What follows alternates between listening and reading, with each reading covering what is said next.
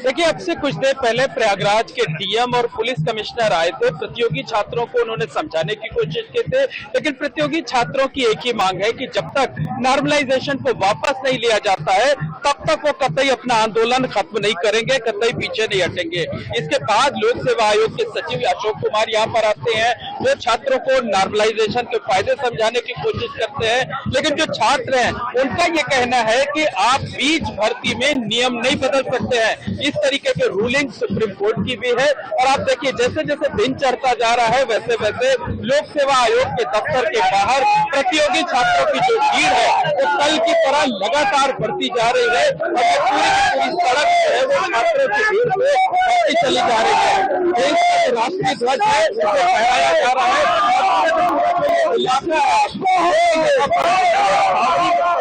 नजर आ रहा है, आपको तस्वीरों के जरिए दिखाना चाहेंगे। जैसे जैसे दिन चल रहा है वैसे वैसे यहाँ पर भीड़ बढ़ती जा रही है और जो प्रतियोगी छात्र हैं वो बेहद आक्रोशित है। उनका कहना है कि अगर आयोग को कोई बदलाव करना था तो उसने पहले कोई संवाद क्यों नहीं किया, कोई बातचीत क्यों नहीं की। जो है वो पहले ही तकरीबन 1 साल हो गया, ये परीक्षाएं लटक चुकी है। पीसीएस की परीक्षा 2 बार स्थगित हो चुकी है।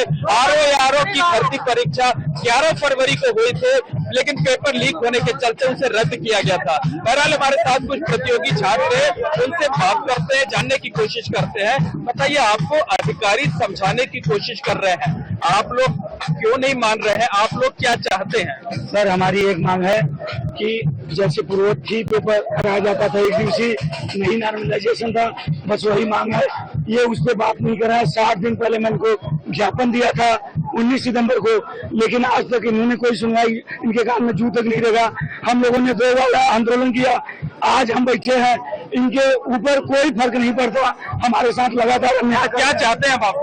देखिए सर, बिल्कुल सीधा सा ये है कि 1 शिफ्ट 1 एग्जाम, नो नॉर्मलाइजेशन। इसका सबसे बड़ा जो आयोग तर्क दे रहा है कि हमें प्राइवेट इंस्टीट्यूट हम सेंटर नहीं बना सकते, ऐसा सरकार की गाइड, लेकिन उसमें पीसीएस को छूट है। अब ये कहते हैं प्राइवेट इंस्टीट्यूट बनाएंगे उसमें नकल माफिया हावी होंगे। 978 सेंटर आयोग ने 2 एग्जाम में पाए हैं और 1 शिफ्ट में कराने के उनको 1750 के आसपास जरूरी है। बिल्कुल कहा जा सकता है कि आयोग की तरफ से ये जो दलील दी जा रही है कि सेंटर अच्छे कम है, उनका कहना है कि जब आप एक देश एक चुनाव की बात कर सकते हैं, पूरे देश में एक दिन चुनाव कराने की व्यवस्था करने का दावा कर सकते हैं, तो 5 लाख अभ्यर्थियों की परीक्षा आखिरकार क्यों नहीं करा सकते हैं? तो देखिए, ये उत्तर प्रदेश लोक सेवा आयोग का गेट नंबर 2 है। पूरी तरीके से छावनी में तब्दील है, पुलिस लगी है, पीएचए लगी है, रैपिड एक्शन फोर्स लगी हुई है, लेकिन दूसरी तरफ जो प्रतियोगी छात्र हैं, जो आंदोलनकारी छात्र हैं, उनकी संख्या लगातार यहाँ पर बढ़ती जा रही है। आप देख सकते हैं कि ये छात्र हैं, रात भर यहाँ जगे रहे हैं और बिस्किट का पैकेट अपने साथ रखे हुए हैं। और ये देखिए, ये इस तरीके से पोस्टर लगाए गए हुए हैं कि यह लोक सेवा आयोग के चेयरमैन के बारे में बात लिखी गई है। और इस तरीके से यहाँ पर ये बॉटल पीट कर और ये जो डब्बा है प्लास्टिक का, इसको पीट कर अनूठे अंदाज में कल सुबह से इसी तरीके से यहाँ पर प्रदर्शन किया जा रहा है। बैनर लहरा रहे हैं, पोस्टर लहरा रहे हैं, देश का राष्ट्रीय ध्वज लहरा रहा है। और जो महिला अभ्यर्थी आप देख सकते हैं कि बड़ी संख्या में महिला अभ्यर्थी भी यहाँ पर बैठी हुई हैं, वो भी हुंकार भर रही हैं। उनका भी कहना है कि जो नॉर्मलाइजेशन है वो नॉर्मलाइजेशन इन्हें कतई किसी भी कीमत पर मंजूर नहीं है। यही कहना है। बिल्कुल सर, किसी भी कीमत पर नॉर्मलाइजेशन बर्दाश्त नहीं। ये भ्रष्टाचार का दूसरा तरीका है। इससे आयोग अंदर अपने ही लोगों को घुसेड़ लेगा, पता नहीं चलेगा। जैसे स्केलिंग का मामला होता था, इस बात की आशंका है। नॉर्मलाइजेशन का सबसे बड़ा ये गलत फायदा है। मानकी सब्जेक्ट में हम नॉर्मलाइजेशन कैसे करेंगे?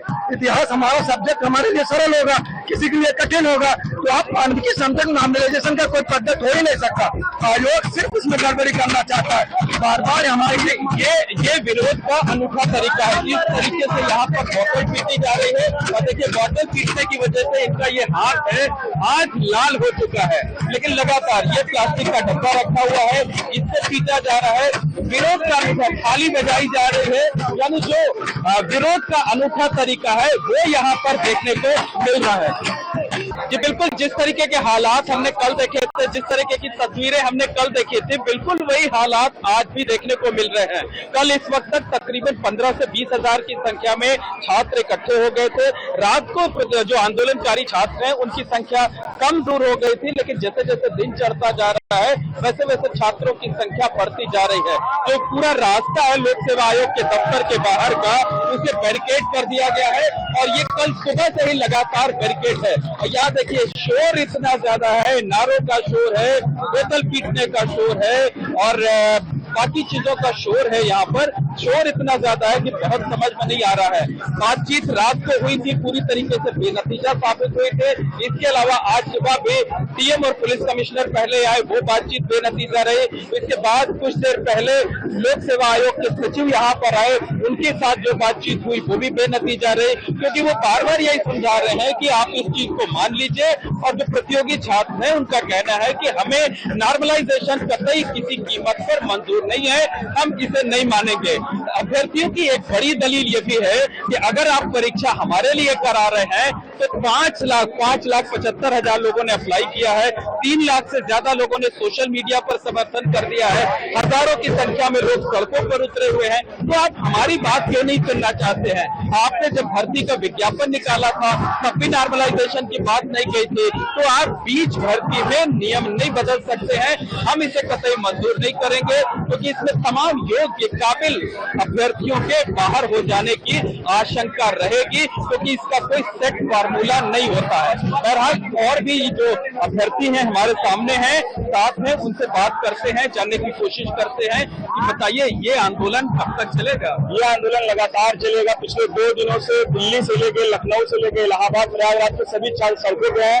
पूरी रात छात्र यहाँ पे रहे हैं अपने खाने पीने की व्यवस्था करके, लेकिन ये तानाशाही सरकार पुलिस बल लगा के हम लोग को डराने और धमकाने का प्रयास कर रहे हैं। लेकिन हम लोग डरने उत्तर प्रदेश के डिप्टी सीएम केशव प्रसाद मौर्य का ट्वीट आया है। उन्होंने कहा है कि हम छात्रों के साथ हैं, हमारी सरकार उनके साथ है। हम क्या मांग करते हैं? हम केशव मौर्य जी और योगी जी से ये निवेदन करते हैं, अगर 75 जिलों में आपके सरकारी संस्थान नकल करवा रहे हैं, वो विश्वसनीय नहीं है, तुम्हें चलाया ही क्यों जा रहा है सर? आप ट्वीट करते हैं कि हम वो संस्थान सरकारी विश्वसनीय नहीं है। 75 जिलों में से 42 जिलों में देखिए और भी लोग हैं, उनको भी तस्वीरें दिखाना चाहेंगे। देखिए ये महिला अभ्यर्थी हैं, ये किस तरीके से क्या देखिए ये खाली पीट कर यहाँ पर विरोध किया जा रहा है। क्या संदेश? मेरा ये संदेश है कि सरकार का आयोग जागे और हमारा जो नॉर्मलाइजेशन का हम विरोध कर रहे हैं उसको समाप्त करें। और जो सरकार आयोग बता रहा है कि एसओपी जून में जो जारी हुआ है कि हम 20 किलोमीटर के रेंज में सब सेंटर लेंगे, आप 40 किलोमीटर करिए। अगर बच्चा दूसरे जिले में जा सकता है तो 30 जा सकता है। और जो ऑलरेडी यूनिवर्सिटी छात्रों की एक दलील ये भी है कि लोक सेवा आयोग के दफ्तर के अंदर से कॉपियां बदली गई हैं। यहाँ की परीक्षा नियंत्रक जो है वो गड़बड़ी के आरोप में गिरफ्तार कर जेल भेजी गई है। तो अकेले परीक्षा केंद्र का हवाला नहीं दिया जा सकता है, क्योंकि गड़बड़ी तो कहीं भी किसी भी स्तर पर हो सकती है। इधर आइए, इधर आइए, इधर आइए। क्या कहना है? 2015 में केशव प्रसाद मौर्य इसी छात्रों के दम पे आगे बढ़े थे, संसद में उनका मुद्दा उठा था, है ना, वहीं से वो नेता बने थे। तो कम से कम उनको छात्रों की भावनाओं को, मर्म को समझना चाहिए ना। उन्होंने तो ट्वीट किया है और कहा है कि हमारी सरकार और मैं खुद छात्रों के लड़ाई में कब मानेंगे? 2 दिन लगातार हो गया, कब मानेंगे? हम ये कहना चाह रहे हैं, जब सुप्रीम कोर्ट ने नई गाइडलाइन लाई है कि नोटिफिकेशन आने के बाद प्रक्रिया पूरे होने तक उसके बीच में कोई भी परिवर्तन संभव नहीं है, फिर यह कमीशन ऐसा क्यों कर रहा है? ये क्या सुप्रीम कोर्ट से बड़ा हो गया है? यह इंस्टीट्यूशन समाज की सबसे बड़ी संस्थान से बड़ी हो गई, न्यायपालिका से बड़ी हो गई। जब ये नोटिफिकेशन इनका आया, छात्रों की यही दलील है कि जब सुप्रीम कोर्ट की गाइडलाइन है, सुप्रीम कोर्ट का जजमेंट है कि क्या कहते हैं, नोटिफिकेशन होने के बाद आप बीच में नियम नहीं बदल सकते हैं, तो आखिरकार आयोग बीच में नियम क्यों बदल रहा है? क्यों जिद पर अड़ा हुआ है? क्यों नॉर्मलाइजेशन के तहत ही परीक्षा कराना चाहता है? अभ्यर्थियों की बात क्यों नहीं सुनना चाहता है? For exclusive and insightful videos, subscribe to our new channel ABP Live Premium.